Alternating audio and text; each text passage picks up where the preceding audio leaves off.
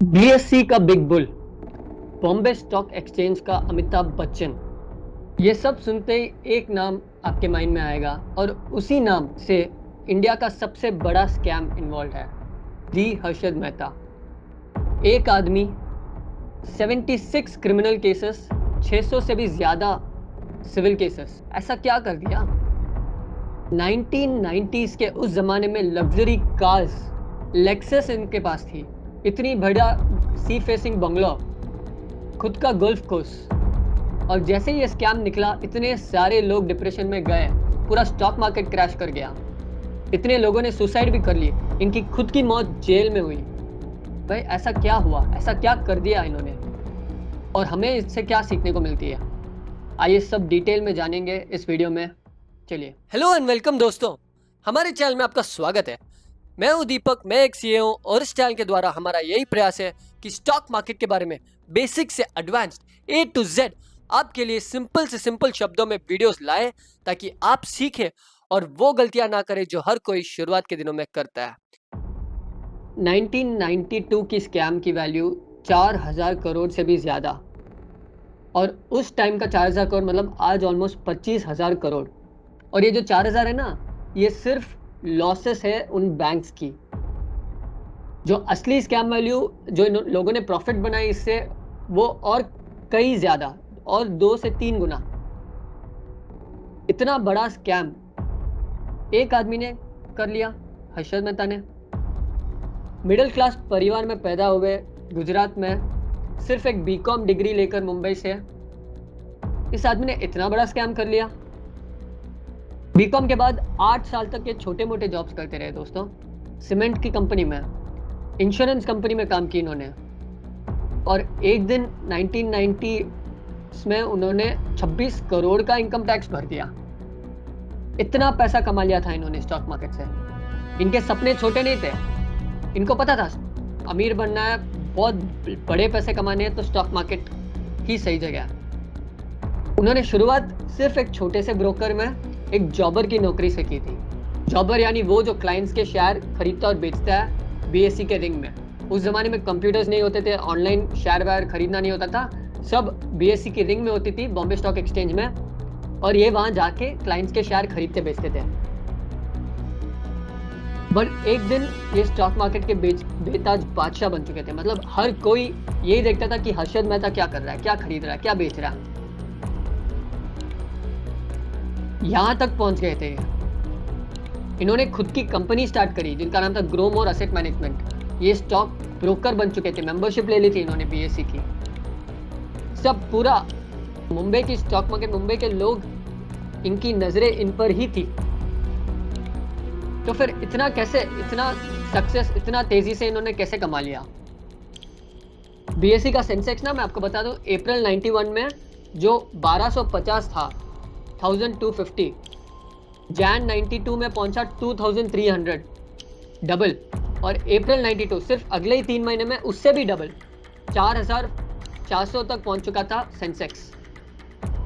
और इस टाइम पे इन्होंने बड़े बड़े शेयर, एसीसी जैसे शेयर 200 से 9000 कर दी थी।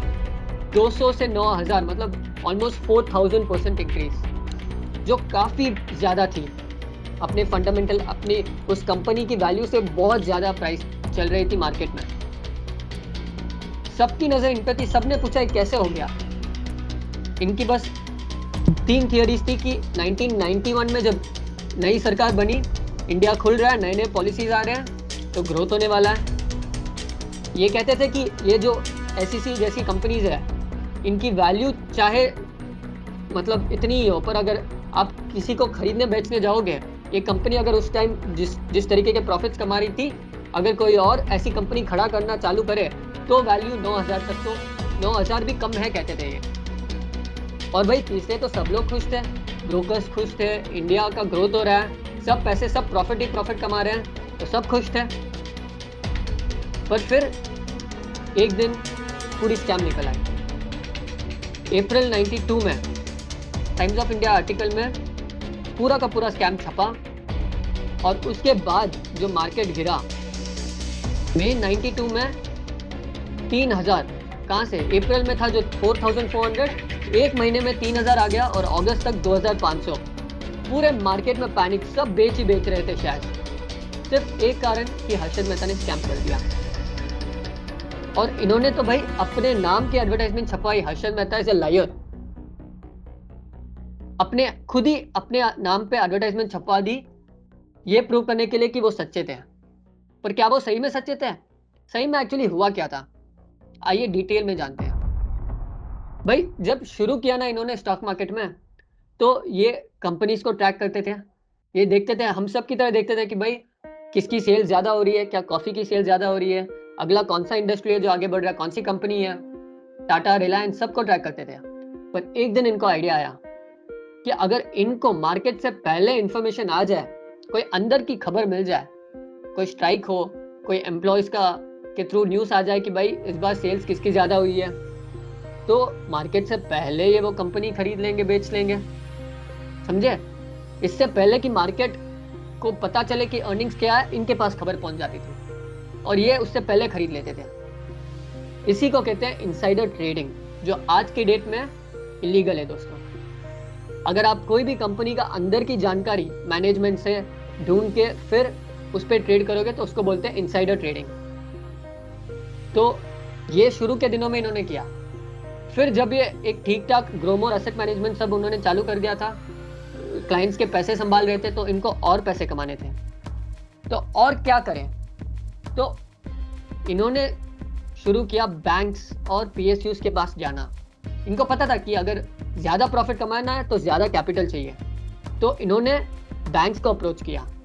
भाई अब तब एनपीएस बहुत ज्यादा थी बैंक्स की, बैंक्स को भी पैसे चाहिए थे, और पीएसयूज जो अपने पब्लिक सेक्टर अंडरटेकिंग, सरकारी कंपनियां, उनको भी पैसे चाहिए थे। तो इन्होंने उनके पास गए और उन्होंने पूरी एक स्कीम रचाई। अब ये स्कीम क्या है भाई, उस जमाने में बैंक्स एक दूसरे को लोन्स देते थे, उधारियां देती थी, ताकि और इंटरेस्ट ब्याज कमाया जाए ना। और पीएसयूज के पास भी जो सरकारी पैसा था, जब तक वो एक साथ पूरा किसी धंधे में नहीं लगा सकते, तो वो धीरे धीरे लगाते थे। तो जब पैसा उनके पास कैश पड़ा रहता था ना, तो वो खाली पड़ा रहता था। तो हर्षद मेहता जी क्या किए, बैंक्स, एनबीएफसीज, पीएसयूज, इन तीनों के पास गए, उनको बोले कि भाई आपका पैसा हमें दो, हम स्टॉक मार्केट के थ्रू जो भी कमाएंगे उसमें से एक कट आपको दे देंगे। आपको स्टॉक मार्केट में इन्वेस्ट नहीं करना है, आपको हमें पैसा देना है, हर्षद मेहता को पैसा देना है, और वो पैसा लौटाएंगे, बीच में जो भी प्रॉफिट है उसका एक कट भी ब्याज दे देंगे। तो भाई पीएसयूज खुश, एनबीएफसी खुश, बड़े बड़े बैंक्स खुश।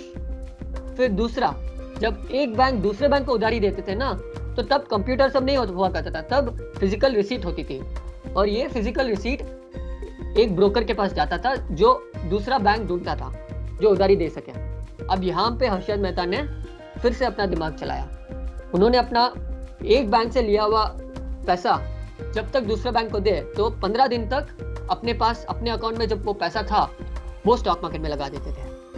स्टॉक मार्केट में 15 दिन में वो शेयर्स को ऊपर में बेच के जो प्रॉफिट आता था, वो प्रॉफिट का एक कट बैंकरेज के नाम से बैंक्स को दे देते थे। समझे?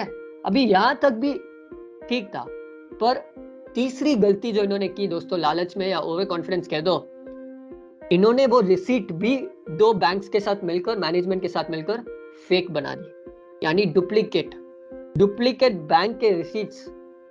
बैंक के रिसीट कैसे बनते हैं भाई? उधारियां जो देते हैं ना, वो गवर्नमेंट सिक्योरिटीज के बेसिस पे बनते हैं। पर इन्होंने जो दो बैंक्स के साथ मिलके इंटरनल डिस्कशन मैनेजमेंट के साथ घोटाला किया कि सिक्योरिटीज ही नहीं थे, उन्होंने फेक छपवा दी बीआर। और आरबीआई को तो पता चलने में टाइम लगता, क्योंकि तब तो सब स्लो प्रोसेस था, सब रिकंसिलेशन सब होने में टाइम लगता। उन्होंने सोचा तब तक तो पैसा निकाल लेंगे मार्केट में, लेकिन तब तक न्यूज़ फैल गई, पता चल गया कि भाई एसबीआई के 500 करोड़ हर्षद मेहता ने मार्केट में लगाई। और सिर्फ उतना ही नहीं, एक बैंक से लेकर दूसरे बैंक, दूसरे से लेकर तीसरा बैंक, ऐसा कुल मिलाकर जब मार्केट गिरने लगा ना अप्रैल और मई में, तब इनके हाथ पैसे नहीं लगे, तब वो पैसे नहीं चुका पाए। और जो कुल मिला के लॉसेस बैंक्स, पीएसयूज की जो मिनिस्ट्री के रिपोर्ट से निकली, कमिटी के रिपोर्ट से, वो निकली 4000 करोड़। सिर्फ लॉसेस की बात कर रहा हूँ, वो भी सिर्फ बैंक्स की। जो एक्चुअल मार्केट में लॉसेस हुई, लोगों के लॉसेस हुए, कॉमन रिटेल इन्वेस्टर्स आपके मेरे पैसे लॉसेस हुए, और उससे पहले जितनी स्कैम इन्होंने जितना प्रॉफिट कमाया उसकी वैल्यू कहीं ज्यादा थी दोस्तों। और इन्होंने तो इतना भी क्लेम कर दिया कि भाई एक आदमी यानी सिर्फ हर्षद मेहता ने नहीं किया, पूरा सिस्टम ही गलत है। भाई इन्होंने तो पब्लिक में आकर ये भी कह दिया कि पीएम तक को इन्होंने 1 करोड़ की ब्राइब दे दी, और ये जब मार्केट गिरा ना, पीएम ने तो साफ मना कर दिया कि ये एलिगेशन गलत है, और वो बाद में प्रूव भी नहीं हुआ है। लेकिन पी चिदम्बरम जो उस टाइम के मिनिस्ट्री ऑफ कॉमर्स थे, उन्होंने रेजिग्नेशन दे दी, और मनमोहन सिंह जो फाइनेंस मिनिस्टर थे तब, उन्होंने भी रेजिग्नेशन दी, हालांकि उनका रेजिग्नेशन एक्सेप्ट नहीं हुआ दोस्तों। तो बड़ी स्कैम जो मैंने आपको समझाया कि बैंक की रिसीट और एक बैंक से दूसरे बैंक लेकर, इतना बड़ा स्कैम एक आदमी, एक ब्रोकर, और पूरे मार्केट को क्रैश करवा जाए, इतना बड़ा रेपुटेशन बन चुका था उनका, सोचिए। और ये जो एसीसी के शेयर और कई सारे ऐसे शेयर, टिस्को के, रिलायंस के, जो इन्होंने 200 से 9000 और ऐसे बड़े बड़े वैल्यूज लेके गए ना, उनको कहते हैं पंप एंड डंप। यानी कोई भी शेयर उठाओ, अच्छा खासा पैसा वॉल्यूम और खरीदते जाओ, और एक दिन बेच दो, जिससे वो पूरा का पूरा पैसा वसूल हो जाए। बीच में जो हम जैसे, आप में जैसे छोटे इन्वेस्टर्स है ना, जो ये देखते हैं कि भाई सच में कंपनी ग्रो कर रही है, और जिस दिन वो एक्चुअल में बेच दे और पूरी वैल्यू नीचे आ जाएगी, हमारी वैल्यू नीचे आ जाएगी तब तक। तो इसलिए ध्यान से रहिए दोस्तों। इसको कहते हैं मार्केट मैनिपुलेशन, और इसका शिकार होना मतलब बहुत बड़ी बेवकूफ़ी, क्योंकि हम लोगों की पैसे मेहनत की कमाई है दोस्तों। इससे हमें ये सीखने को मिलता है। हालांकि उसके बाद सेबी आ गया, सेबी बनने के बाद काफ़ी सारे रूल्स आ गए आज, पर आज भी ऑपरेटर्स हैं, आज भी एक खेला जाता है छोटे छोटे शेयर्स में, पेनी स्टॉक्स में, जो आप 3-4 रुपए के वैल्यू देखते हो ना, जिनके मार्केट कैपिटलाइजेशन उतनी नहीं है, यानी उतनी बड़ी कंपनी नहीं है।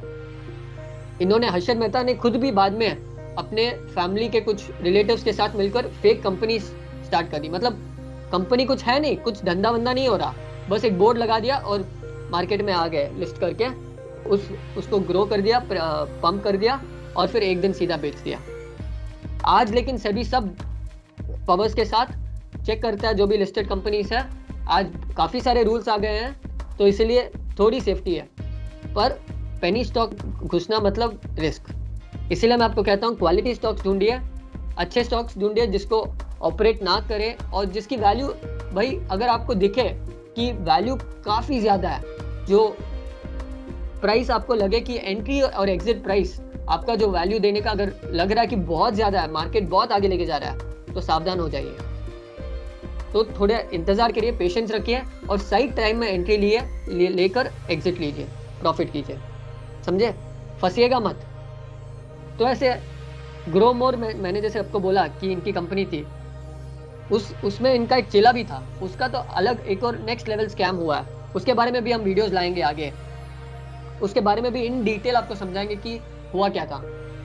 बट हर्षद मेहता का आप समझ गए होंगे कि ये हीरो है या चोर है या स्कैम है। भाई गलती तो इन्होंने की, तो सीधी सी बात है, जो इन्होंने किया वो गलत किया, बट इन्होंने अकेले नहीं किया, कई सारे ब्रोकर्स, कई सारे बैंक्स इनके साथ मिले हुए थे, कई सारे PSUs इनके साथ मिले हुए थे, और सब ने एक साथ फेस किया लॉसेस। और सबसे ज़्यादा जो जिनको इफेक्ट पड़ा वो थे रिटेल वाले, आपके मेरी तरह इन्वेस्टर्स। तो आगे भी कई सारे स्कैम के वीडियोस, कई सारे सीखने के वीडियोस आपके लिए लाएंगे। इसी के साथ दोस्तों, अगर आपको इस वीडियो से कुछ सीखने को मिला तो लाइक बटन जरूर दबाइएगा, अपने दोस्तों से शेयर कीजिए ताकि वो भी सीखे, और कोई भी डाउट हो तो कमेंट जरूर छोड़िएगा दोस्तों, हम आपके सारे कमेंट्स का जवाब देंगे, और कई सारे ऐसे सिंपल से सिंपल शब्दों में स्टॉक मार्केट के बारे में वीडियोस लाएंगे इसी चैनल पे। तो जरूर सब्सक्राइब बटन दबा दीजिएगा, और सबसे पहले हमारे वीडियो देखने के लिए बेल बटन दबा दीजिए दोस्तों। चलिए दोस्तों, इस वीडियो को देखने के लिए धन्यवाद, मिलते हैं आगे के वीडियोस में, थैंक यू।